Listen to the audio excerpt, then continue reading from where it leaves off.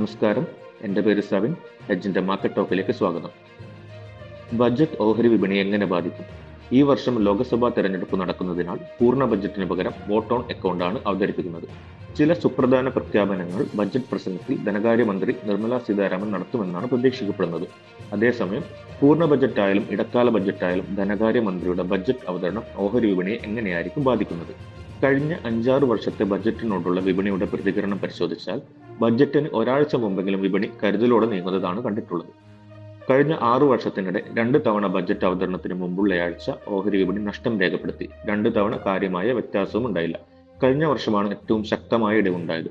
ബജറ്റിന് മുമ്പുള്ള ഒരാഴ്ച ഓഹരി വിപണി 5% നഷ്ടം നേരിട്ടു.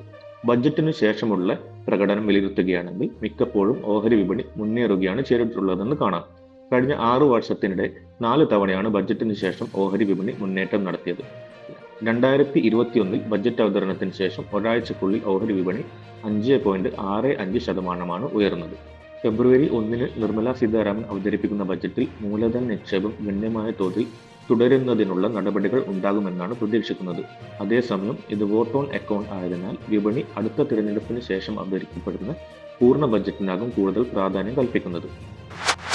നിഫ്റ്റി 21,400 താഴെ. സമ്മിശ്രമായ ആഗോള സൂചനകൾക്കിടയിൽ ഓഹരി വിപണി ഇന്ന് 1% ഇടിഞ്ഞു. ഇന്ന് നിഫ്റ്റി 21,400 താഴെയാണ് ക്ലോസ് ചെയ്തത്.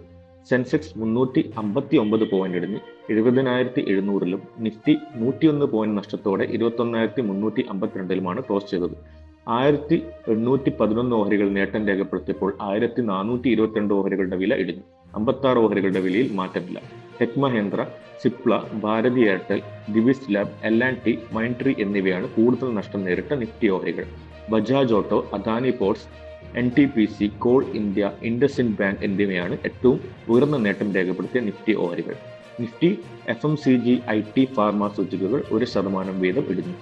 BSE മിഡ് ക്യാപ് സൂചിക 0.36% നഷ്ടം രേഖപ്പെടുത്തി. സ്മോൾ ക്യാപ് സൂചിക 0.54% നേട്ടത്തോടെ ക്ലോസ് ചെയ്തു.